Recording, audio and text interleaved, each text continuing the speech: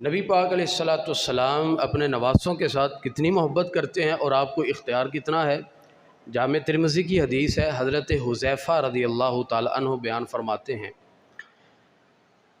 کہ میں نے اپنی والدہ کے ساتھ گفتگو کرتے ہوئے کہا، کافی عرصہ گزر گیا ہے، میں نے حضور کی زیارت نہیں کی، بارگاہ میں حاضر نہیں ہوا، تو مجھے اجازت دیں کہ میں حضور کی بارگاہ میں حاضر ہو کے زیارت کر لوں۔ تو آپ کی والدہ نے اجازت دے دی، لیکن کہا کہ بیٹا جب حضور کے پاس جاؤ اپنے لیے اور میرے لیے بخشش کی دعا کروا کے آنا۔ حضرت حذیفہ کہتے ہیں کہ میں والدہ سے مغرب کی نماز کی اجازت لے کے گھر سے آیا کہ مغرب جا کے حضور کے پیچھے پڑھوں گا۔ نماز مکمل ہوئی تو نبی پاک علیہ الصلاۃ والسلام نماز کے بعد چل پڑے اور میں آپ کے پیچھے پیچھے جانے لگا۔ سرکار نے پیچھے مڑ کے نہیں دیکھا، فرماتے کہ میں پیچھے جا رہا تھا تو میرے قدموں کی آہٹ سن کے حضور وہیں کھڑے ہو گئے، اور نبی پاک علیہ الصلاۃ والسلام نے پوچھا کون ہے، اور خود ہی فرمایا حذیفہ ہے۔ پیچھے نہیں دیکھا، آپ آگے جا رہے تھے، حضرت حذیفہ پیچھے کھڑے ہیں۔ ترمذی کی حدیث ہے کہ حضرت حذیفہ کہتے ہیں نبی پاک علیہ الصلاۃ والسلام نے میرے قدموں کی آہٹ کو محسوس کیا، کھڑے ہوئے فرمایا کون ہے، حذیفہ ہے؟ کہا حضور جی میں حذیفہ ہوں۔ نبی پاک علیہ الصلاۃ والسلام نے فرمایا تمہیں کیا حاجت ہے، کس حاجت کے ساتھ آئے ہو؟ ابھی حضرت حذیفہ نے جواب نہیں دیا کہ میں کس مقصد کے لیے آیا ہوں، تو نبی پاک علیہ الصلاۃ والسلام نے فرمایا کہ جا اللہ تیری اور تیری ماں کی مغفرت فرمائے۔ لوگ کہتے ہیں حضور کو دیوار کے پیچھے کا نہیں پتہ، صحابی رسول کا فرمان ہے کہ میں حضور کی بارگاہ میں حاضر ہوا، حضور نے قدموں کی آہٹ سن کے فرما دیا حذیفہ ہے، کیا حاجت ہے، اور بغیر سوال کیے حضور نے فرما دیا کہ جا اللہ تیری اور تیری والدہ کی مغفرت فرمائے۔ اور ساتھ ہی حضور نے فرمایا کہ یہ ایک فرشتہ میرے پاس آیا ہے، یہ آج سے پہلے کبھی زمین پہ نہیں آیا، اس نے اللہ تعالیٰ سے اجازت مانگی ہے کہ میں نبی پاک علیہ السلام کی بارگاہ میں حاضر ہو کے سلام عرض کرنا چاہتا ہوں، اور یہ مجھے بشارت دے رہا ہے۔ نبی پاک علیہ الصلاۃ والسلام کے الفاظ ہیں، فرمایا کہ وَيُبَشِّرَنِي، یہ مجھے بشارت دے رہا ہے بِأَنَّ فاطمہ سیدۃ النساء اہل الجنہ، یہ کہہ رہا ہے کہ فاطمہ جنتی عورتوں کی سردار ہے، وَأَنَّ الْحَسَنَ وَالْحُسَيْنَ سَيِّدَا شَبَابِ أَهْلِ الْجَنَّةِ، حسن اور حسین جنتی نوجوانوں کے سردار ہیں۔ لوگ کہتے ہیں کہ وہ کسی چیز کے مالک نہیں، قیامت کے روز ان کی شفاعت فائدہ نہیں دے گی۔ نبی پاک علیہ الصلاۃ والسلام حضرت حذیفہ اور ان کی والدہ کو جنت کی بشارت دے رہے ہیں، اللہ تیری اور تیری ماں کی مغفرت فرمائے، اور ساتھ ہی فرما رہے ہیں کہ یہ فرشتہ مجھے آگے خبر دے رہا ہے کہ فاطمہ جنتی عورتوں کی سردار ہے اور حسن و حسین جنتی نوجوانوں کے سردار ہیں۔ لوگ کہتے ہیں وہ کچھ نہیں دے سکتے، سرکار جنت کی سرداریاں عطا فرما رہے ہیں، بیان صحابی فرما رہے ہیں۔ آج کا کوئی بندہ اگر بیان کرے تو وہ یہی کہے گا کہ اتنا اختیار ہے، یہ کر سکتے ہیں، یہ نہیں کر سکتے۔ صحابی رسول فرماتے ہیں کہ نبی پاک علیہ الصلاۃ والسلام کے منہ سے میں نے سنا کہ سیدہ فاطمہ جنتی عورتوں کی سردار ہیں اور حسن و حسین جنتی نوجوانوں کے سردار ہیں۔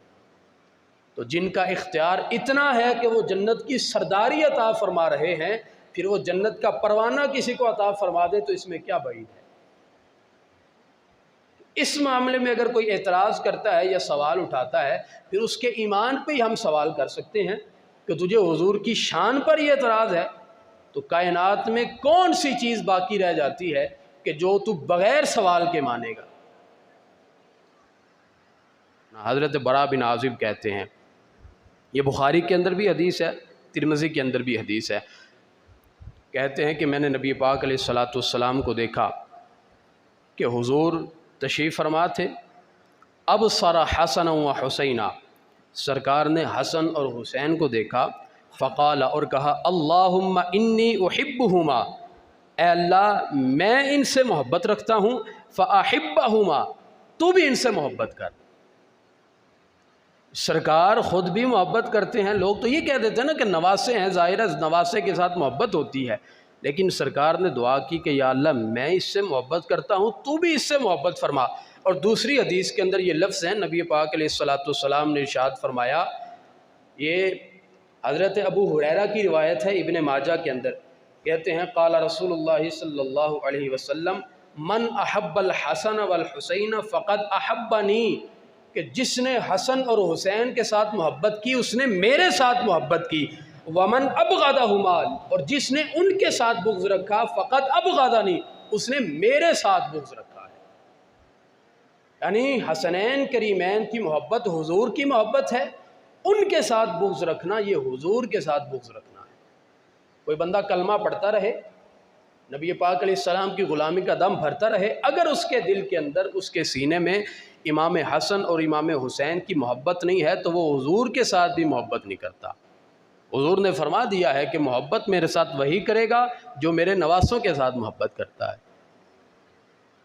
اپنی اولاد کے ساتھ محبت ہونا یہ الگ بات ہے، اپنے عزیزوں کے ساتھ محبت ہونا یہ الگ بات ہے، لیکن نبی پاک علیہ الصلاۃ والسلام کی نسبتوں کے ساتھ اس لیے محبت کرنا کہ حضور ان سے محبت کرتے تھے، یہ بہت بڑے اجر کی بات ہے، اور ہمارے لیے اس میں اجر بھی ہے. تو جب جنت کے سرداروں کے ساتھ ہم محبت کریں گے تو جن کی سرداری اللہ تعالیٰ نے جنت کے اندر مقرر کر دی ہے، پھر جنت بھی انہی کے ذریعے تقسیم ہوگی. اعمال لازمی ہیں، نیکیاں لازمی ہیں، گناہوں کا حساب ہوگا، لیکن جنت میں اگر جانا ہے تو پھر جنتیوں کے جو سردار ہیں ان کے ساتھ بھی تو کوئی اچھا تعلق ہونا چاہیے. حضرت ابراہیم نخعی رحمۃ اللہ تعالی علیہ بہت بڑے بزرگ گزرے ہیں، الاصابہ کے اندر آپ کے الفاظ موجود ہیں. فرماتے ہیں کہ اگر بالفرض میں امام حسین کے قاتلوں کے ساتھ ہوتا اور مجھے جنت مل جاتی کسی بھی وجہ سے، کسی وجہ سے مجھے جنت مل جاتی، فرماتے ہیں کہ میں شرمساری کے ساتھ امام حسین کا سامنا نہیں کر سکتا تھا. کیسے سامنے جاتا ان کے کہ جن کے قاتلین کے ساتھ میں کھڑا رہا دنیا کے اندر، جنت میں اس سردار کے سامنے کیسے جاؤں گا، کیسے اسے اپنا منہ دکھاؤں گا. تو اتنا احتیاط کیا کرتے تھے، اتنی توجہ کیا کرتے تھے کہ کہیں کسی وجہ سے ہمارا قاتلین حسین کے ساتھ ذکر نہ ہو جائے. تو جو بندہ امام حسین کی شان سن کے منہ بنا لے، امام حسین کا ذکر سن کے جس کے پیٹ میں مروڑ اٹھنے لگ جائیں، وہ پھر جنت میں اگر چلا بھی جائے کیسے حضرت امام حسین کا سامنا کرے گا. کسی علاقے کے اندر بندہ رہتا ہو اور وہاں کے سردار کے ساتھ تعلق اچھا نہ ہو، پنجابی دی کہاوت ہے لاڑے نال ویر تے جانج نال صلح، تو یہ کوئی اچھا تعلق نہیں ہے. جس کی وجہ سے وہ سارا پروٹوکول ہے بارات میں، جس دلہے کی وجہ سے ساری بارات کو پروٹوکول ملنا ہے، اسی کے ساتھ بندہ دشمنی رکھے اور کہے کہ میں باقی لوگوں کے ساتھ تو اچھا ہوں. یہ ہے، اور ان کی عظمتیں کیسی ہیں، یہ حضرت مولا علی کا فرمان ہے. سنیے، آپ فرماتے ہیں، ترمذی شریف کی حدیث ہے، فرماتے ہیں قال الحسن اشبہ برسول اللہ صلی اللہ علیہ وسلم ما بین الصدر الی الراس. مولا علی کہتے ہیں کہ امام حسن سر سے لے کر ناف تک نبی پاک علیہ السلام کے ساتھ مشابہت رکھتے تھے. سب سے زیادہ جس کی شکل حضور کے ساتھ ملتی تھی سر سے لے کر ناف تک وہ حضرت امام حسن تھے.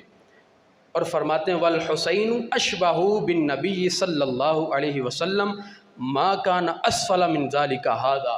اور امام حسین ناف سے لے کر پاؤں تک نبی پاک علیہ السلام کے ساتھ مشابہت رکھتے تھے. یعنی جن کی جسمانی ساخت ایسی ہے، جن کی جسمانی حیت ایسی ہے کہ نبی پاک علیہ السلام کے ساتھ مشابہت رکھتے ہیں. تعلق ایسا ہے کہ خون رسول پاک کا ہے.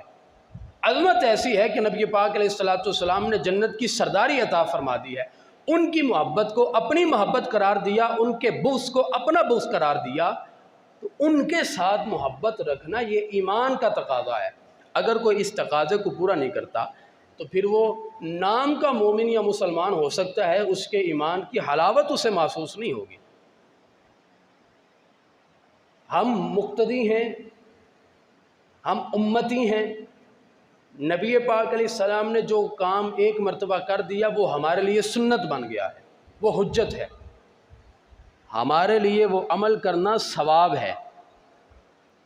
امام ترمذی نے لکھا ہے، حضرت ابو ہریرہ کہتے ہیں کہ نبی پاک علیہ السلام خطبہ ارشاد فرما رہے تھے، یقول کان رسول اللہ صلی اللہ علیہ وسلم یخطبنا، ابو ہریرہ کہتے ہیں کہ حضور ہمیں خطبہ دے رہے تھے، اذا جاء الحسن والحسین، حضرت امام حسن اور امام حسین مسجد نبوی میں تشریف لے آئے، علیہما قمیصان احمران یمیشان و یعصران، کہتے ہیں کہ انہوں نے سرخ رنگ کے لباس پہن رکھے تھے، ابھی بچپنا تھا، کم سنی کا عالم تھا، تو صحیح سے چلا نہیں جا رہا تھا، تو وہ ڈگمگاتے ہوئے مسجد نبوی میں داخل ہوئے، حضور کی بارگاہ میں تشریف لا رہے تھے، فنازل رسول اللہ صلی اللہ علیہ وسلم من المنبر، کہتے ہیں کہ سرکار خطبے کے دوران ممبر سے نیچے اترے، فحملہما ووضعہما بین یدیہ، حضور نیچے اترے اور آپ نے اپنے ہاتھوں میں دونوں کو تھام لیا